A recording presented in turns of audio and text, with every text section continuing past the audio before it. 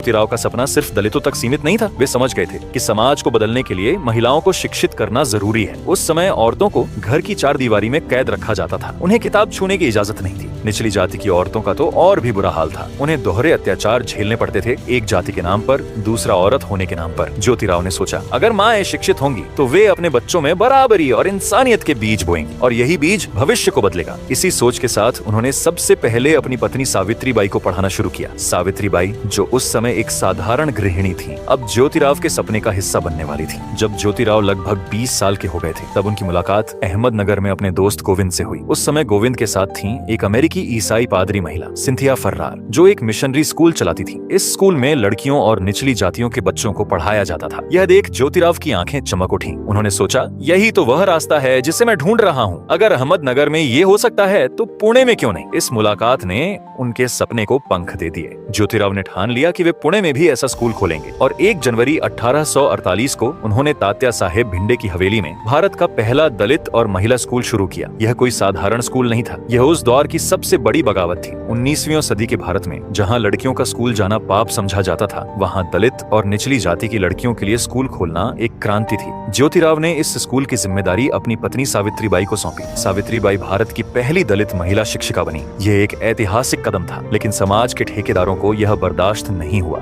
गांव में हंगामा मच गया। लोग चिल्लाने लगे, एक दलित औरत शिक्षिका, ये तो धर्म के खिलाफ है, ये शास्त्रों का अपमान है। सावित्रीबाई जब स्कूल जाती थी तो रास्ते में उनकी राह में कांटे बिछाए जाते थे। लोग उन पर मिट्टी फेंकते, गोबर उछालते और पत्थर मारते। गांव की औरतें ताने मारती, यह पढ़ेगी और पढ़ाएगी, नारी होकर समाज के खिलाफ चलेगी। पुरुष चिल्लाते, यह स्कूल बंद करो, नहीं तो अंजाम बुरा होगा। लेकिन सावित्रीबाई डरी नहीं। उनके इरादे पत्थर से भी मजबूत थे। वे हर सुबह साड़ी में एक अतिरिक्त कपड़ा लेकर निकलती थी। जब लोग उन पर गंदगी फेंकते तो वे कपड़ा बदलती और स्कूल पहुंचकर बच्चों को पढ़ाती। सावित्रीबाई जानती थीं कि यह लड़ाई सिर्फ उनकी नहीं, बल्कि हर उस औरत और दलित की थी जिसे सदियों से कुचला गया था। उनका हौसला देखकर ज्योतिराव का विश्वास और मजबूत हो गया। यह जोड़ी अब सिर्फ पति पत्नी नहीं थी, वे एक क्रांति के 2 पहिए बन गए थे। कहते हैं, जो लोग समाज के सांचे में नहीं ढलते वही इतिहास रचते हैं, और ज्योतिराव सावित्रीबाई ने यही किया। ज्योतिराव और सावित्रीबाई का यह स्कूल सिर्फ एक इमारत नहीं था, ये एक सपना था। ये उस समाज को चुनौती थी जो इंसान को उसकी जाति और जेंडर से तौलता था। लेकिन यह सिर्फ शुरुआत थी।